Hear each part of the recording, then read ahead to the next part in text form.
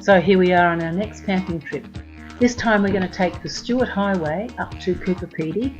The Stuart Highway was actually named after Stuart, the explorer who was the first to make it all the way from South Australia to the Northern Territory and back again without losing anyone of his team. And so here we are on the highway of the Stuart and looking at the salt bush, and in the background we see the Flinders Ranges.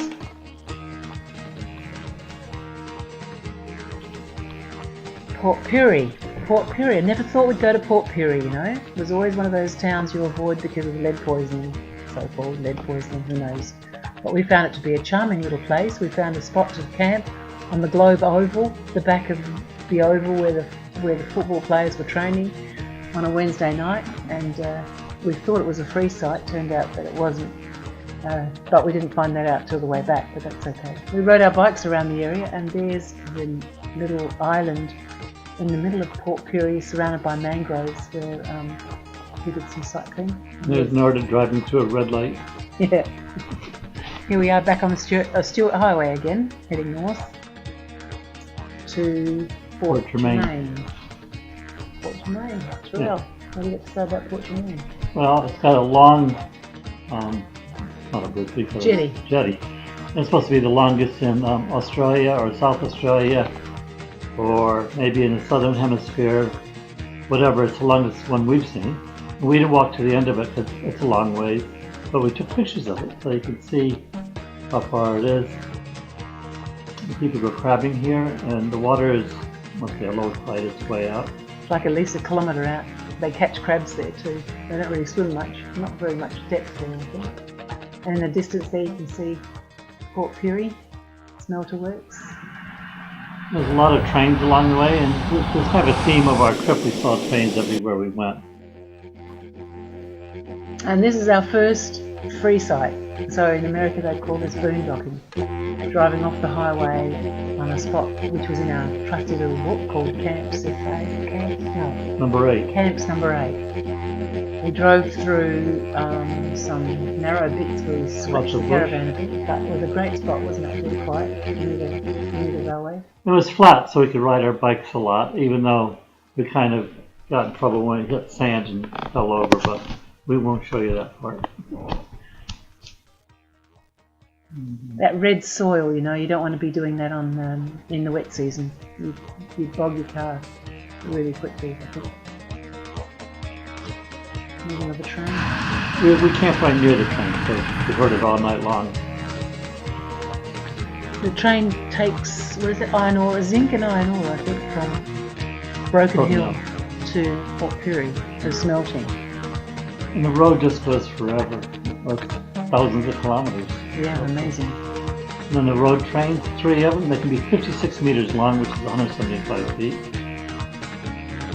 And there's lots of these stations. We didn't stay at stations, but we plan on staying at a station one of these times. Stations are thousands of acres, hectares. There's our first laundry. Already discovered by putting the clothes in a washing in a bucket, and while we drove, it swished around, and by the time we got to where we were going, it was clean. This is Coober Pedy. Strange, scruffy little town, full of all sorts of scruffy people. We fitted really well.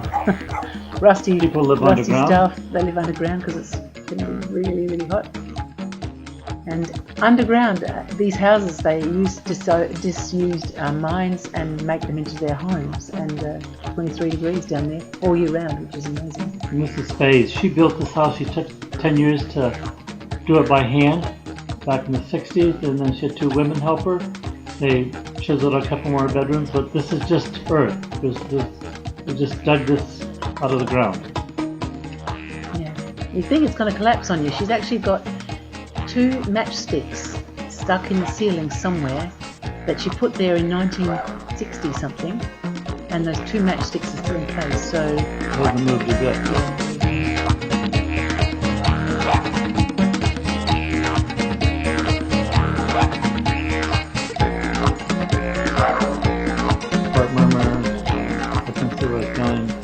But you get the general idea that it's really kind of a great place to live. It's always 28 degrees, I think, centigrade. 23. 23. 28 would be hot. They got electricity in there and other bits and pieces. So if you like to live underground, Coober Pedy is the place to go. It's about maybe 7 feet high. They were short women. Now this was a nice little stop, the Desert Cave Hotel, which is actually quite swanky. It's got a restaurant upstairs and nice accommodation. But downstairs, right underneath the ground, it's like a gallery. There's you can see a movie theatre, and there's a lovely museum, all sorts of explanations of what kind of opals to mine and how they mined, and also the history, the fossil history of Central Australia, which was a great big inland sea back 1 million years ago. The actual explorers who went across Australia for the first time expected to see this inland sea, but they were 1 million years away. And there's lots of caravanning people. That's just about the only thing you see on the road. Between road trains, and then there's caravanning people. And the thing is, you kind of put up a finger, wave, do a little bit of wave to each one. That kind of means that we're all kind of grey nomads, or we're cool, or we wave to. This is you think it's a beach, you know? It's on a lake called Lake Hart, but this is actually solid salt. We tasted it, and it's very salty. Amazing, it's just salt. No, there's no sand there at all. This is our first experience of one of those salt lakes. There are lots of them. There's no life there, no birds. No. No any other animals. But yet beautiful. It's still beautiful. There it is. That's it. Commonly known as blue bush, salt bush or samphire, chenopods are found in dry, often saline habitats and are often the dominant plant family present. Important fodder plants in arid regions north of Port Augusta. Chenopods are the basis of South Australia's pastoral industry, even during drought times. These plants also possess fire retardant properties because of their high salt content. They're also being grown commercially in Australia and overseas for cut foliage and the floral industry. And some of you said we're 1,000 years old. Oh, that's the other one over there. But still, some of these are. Yeah, some of the small trees over there are thought to be up to 1,000 years old. They grow so slow. That's Narda cooking, evening dinner. And that's the train going by. Yet again. It was really dark there. It was a bit cold. It was about 3 and 4 degrees centigrade. Bird Lake. Here we are on the way back. Port Augusta is a good place to stop if anyone wants to do this trip, and you're not pulling a heavy van like we were.